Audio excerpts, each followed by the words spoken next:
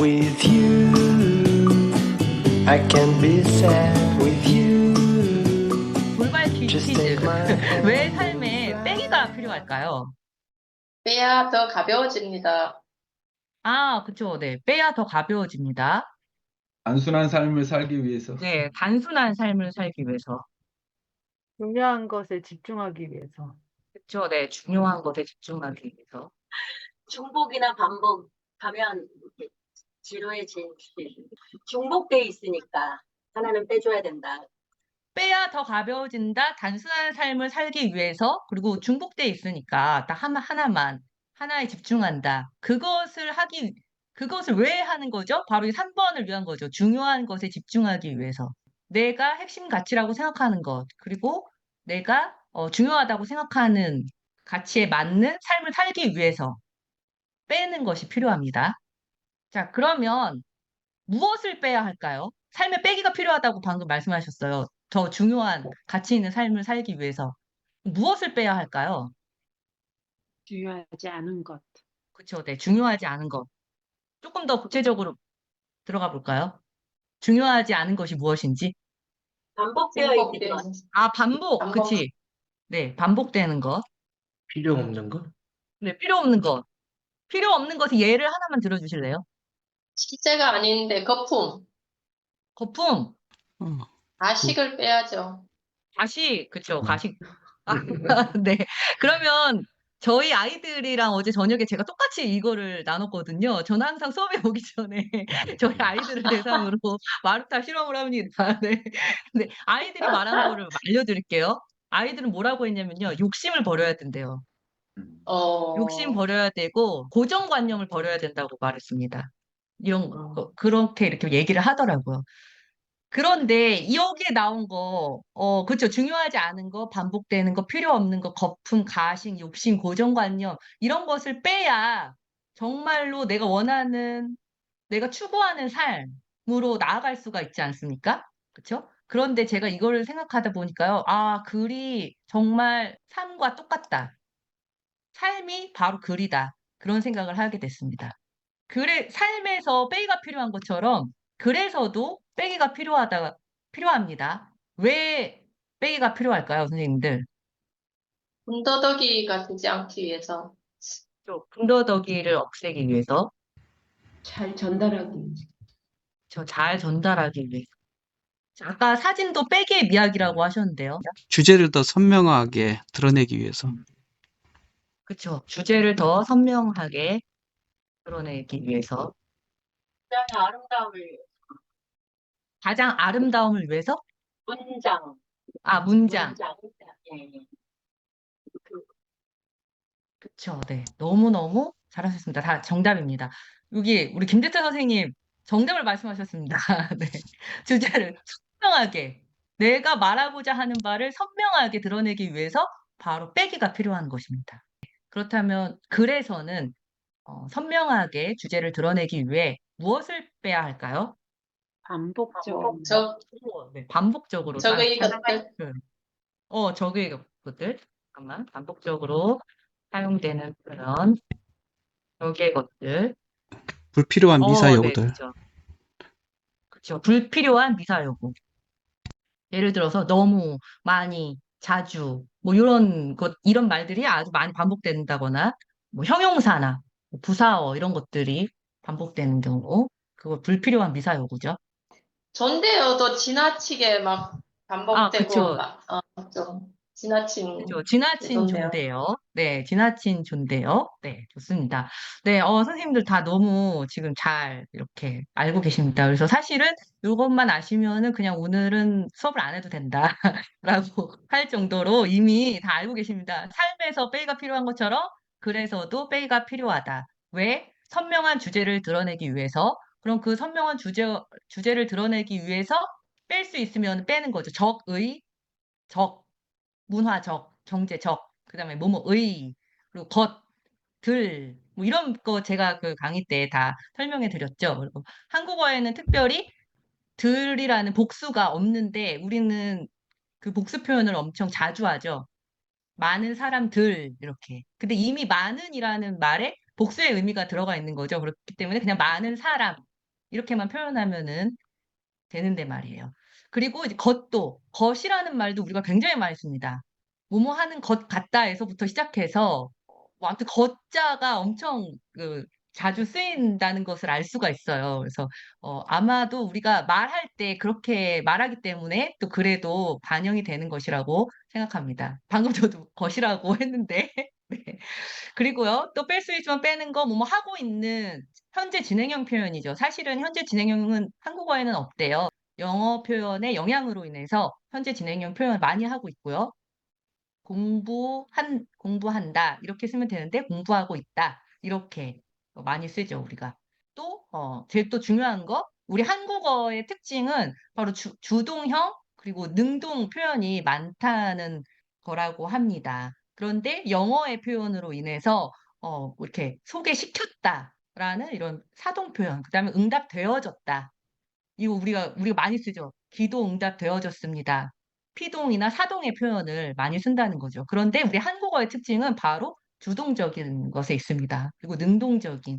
그러고 보면 한국 문화가 멋질 수밖에 없다. 저는 그렇게 생각이 듭니다. 왜냐면 말조차, 언어조차 특징이 주동적이거든요. 능동적이고요. 그런 거는 네, 참 멋진 언어다. 그렇게 이제 생각이 듭니다. 그래서 이런 거 예시로 강의에 많이 드러났으니까 선생님들 그것을 참고하시면 좋겠습니다.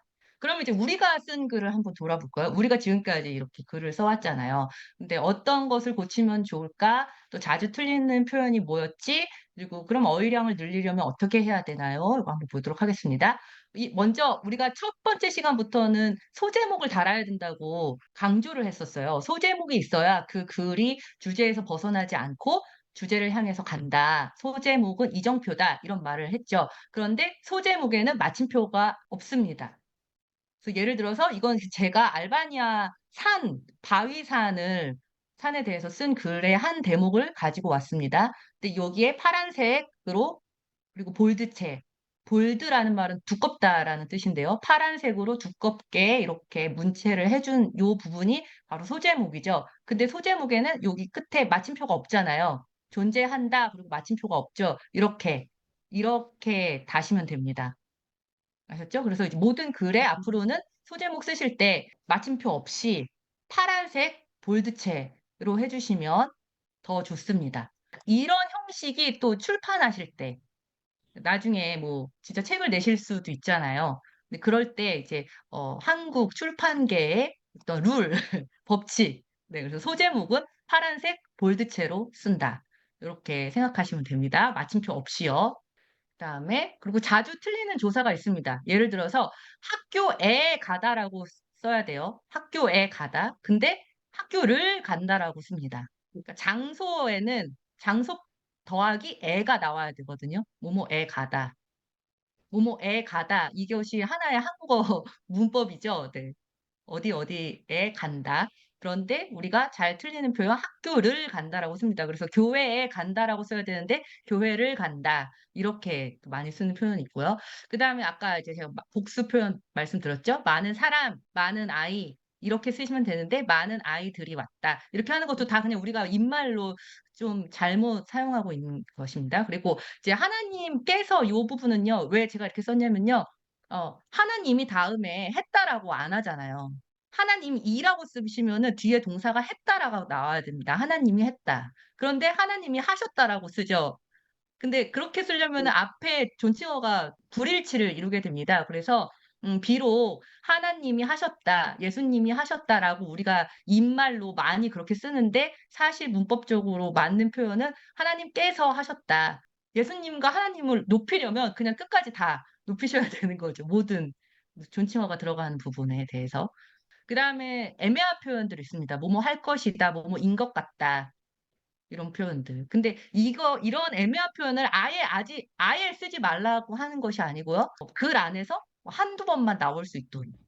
다 뭐뭐인 것 같다. 아니면 다 뭐뭐 할 것 같다. 뭐뭐 한 것 같았다. 이렇게 하면은 도대체 이 사람은 글을 통해서 말하고자 하는 바가 명확하게 뭐야. 이거 하겠다는 거야? 말겠다는 거야? 뭐 했다는 거야? 안 했다는 거야? 그렇게 생각한다는 거야? 안 생각한다는 거야? 이렇게 좀 헷갈리게 되거든요. 그렇기 때문에 이런 애매한 표현은 그냥 너무 자주 반복하지 않으시는 걸로 하면 좋겠습니다. 그다음에 공부했다, 공부를 했다. 여기서도 공부했다. 이렇게 표현하는 것이 더 직접적이라고 하는 표현인 거죠. 그래서 만약에 뭐 정착했다.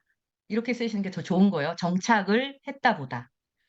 그죠? 근데 아니 정착을 했다. 이것도 문법적으로 맞잖아요. 틀린 표현은 아니잖아요. 라고 말씀하실 수도 있습니다. 그러나 좀 더 어떤 명확한 표현, 그리고 좀 더 직접적으로 확실한 표현을 할 때는 을자를 빼고 명사 플러스 동사 이런 형식이 아니라 그냥 동사 자체로 그렇게 말하면 좋다. 자, 그다음에 또 반복되는 표현을 피하는 거예요. 제가 예전에도 한번 말씀드렸는데 글을 다 쓰신 다음에 동사만 문장 맨 끝에 마침표 바로 앞에가 우리 한국어에는 동사잖아요. 그 동사만 추르륵 보시면 됩니다. 그다음에 어이구 몇 번 똑같은 말이 반복되네. 그러면은 나머지는 고쳐주시면 되는 거예요.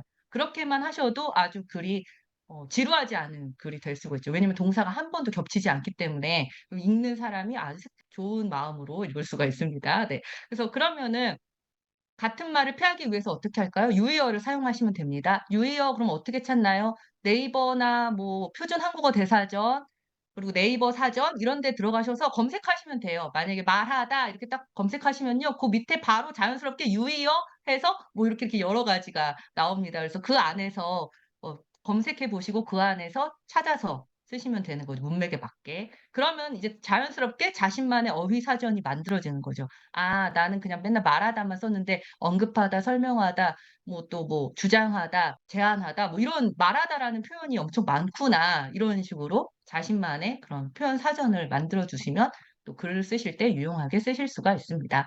그리고 아마 해외에 오래 계셔서 이런 어휘량이 조금 더 딸리실 수도 있어요. 그렇기 때문에 조금 특별히 이런 부분에서 노력을 더 기울여 주시면 더 좋은 글이 나오지 않을까 이렇게 생각이 듭니다.